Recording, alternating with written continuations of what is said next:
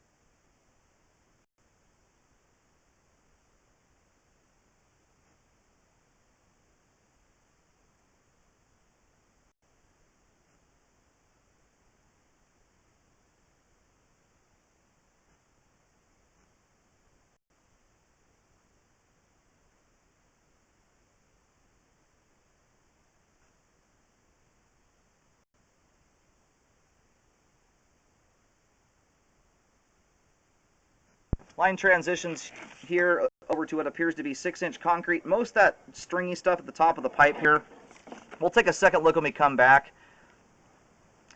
There's a couple things in there that might actually be roots. A lot of that is cobwebs. At the bottom left-hand corner of the screen, though, there is one stringy item there that actually looks like it might be roots. And it's not an uncommon spot. Anytime you have a transition joint where plastic meets concrete, or clay pipe for that matter, both those materials, when they butt up against plastic, they're very hard joints to seal off properly. And so it is a very common location to get root intrusions. And it looks like we've got some bad joints here. You got dirt coming through. There's an earthworm sitting in that joint. That is not affecting functionality, but it is letting groundwater and dirt in and potentially roots at some point. And then right here, I think you may have some roots dangling down there. There's a lot of cobwebs in the way, but there's a few strands in and amongst those that look very rootesque, we can say. More dirt there at that joint. But we have good flow through this area here, so this would be a good candidate if you're going to do any updating on it to do an epoxy liner. Look into that repair process. You wouldn't have to dig in this circumstance. Well, you would have to put a 4-inch cleanout in probably. But you could update into the roadway if you wanted to without digging. Now we've reached the main here at 52 feet. We're going to go locate that while the pipe drains out. Alright, located the camera head successfully at the main out here on Southwest Thatcher. We're going to start reeling back. Your line's drained out now. And I did put a marking down at the main. You're somewhere between 9 and 10 feet deep there. And in this part of town, every joint I've seen so far is compromised to some extent or another. There's dirt coming through them, and or it appears that there are roots coming through some of them as well. But in this part of town, the homeowner generally is responsible all the way out to the main, not just to the street edge.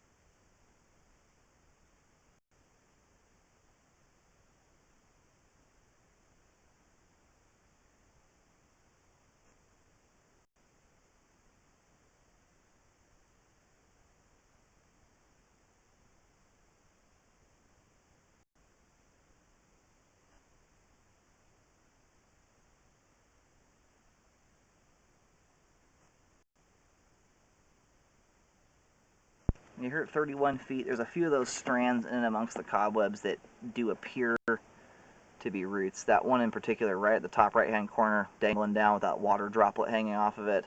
There's a couple of those that look too thick, and the color of them is different than the cobwebs. They're more of a brown color than a bleached out white color like most cobwebs are. Now on this one I'm seeing a couple spots that are similar to that as well.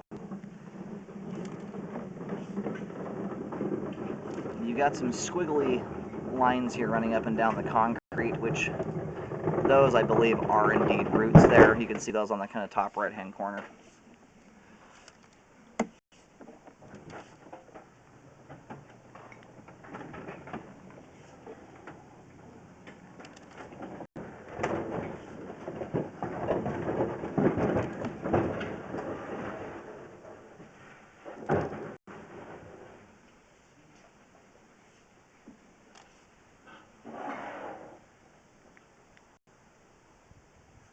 And then a couple in here as well. None of them are affecting functionality at this time, but I do recommend the concrete portion be updated. I would look into a liner. We'll get a couple markings down here on the ground. We're using white paint.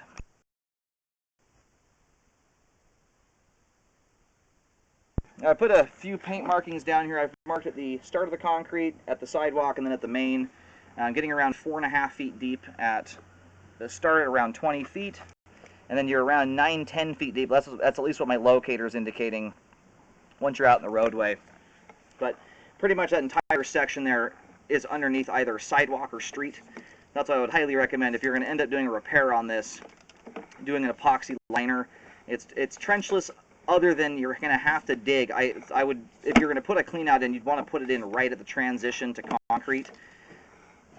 Just add a 4-inch clean out in there, and then you could line the rest of it trenchlessly. But even having to dig that hole will still save so many thousands of dollars not digging up the roadway or doing a bore or a burst or something like that. But there's at least 3 or 4 joints there that have small roots coming through them, and then every joint pretty much has dirt coming through. At this point, they're not affecting functionality, so if repairs aren't done, I would rescope this line about every 2 years to keep an eye on it. Sometimes those roots all of a sudden start growing and block the line. At this point, though, they are not affecting functionality. All right, we're going to go ahead and reel the camera out of the line. There is a chance here this line may bell out to 4-inch right off the start here. It's very hard visually to tell because of the way that we have these drops right at the start, but it might turn to 4-inch just inside here. It almost looks like that's belling out. It's a hard one to confirm, though. I'll put possibly 4-inch on the report.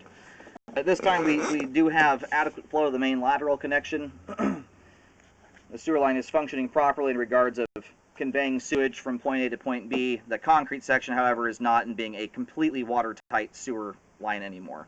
And that more so right now has to do with groundwater and dirt coming in from the outside. It's very unlikely you're losing sewage through any of those joints. They're not separated enough to do that. You don't have pressure inside the sewer line forcing stuff outward like you do on the exterior. So for the time being, it would just be groundwater and dirt coming in, but rescope it every so often if you don't do any repairs.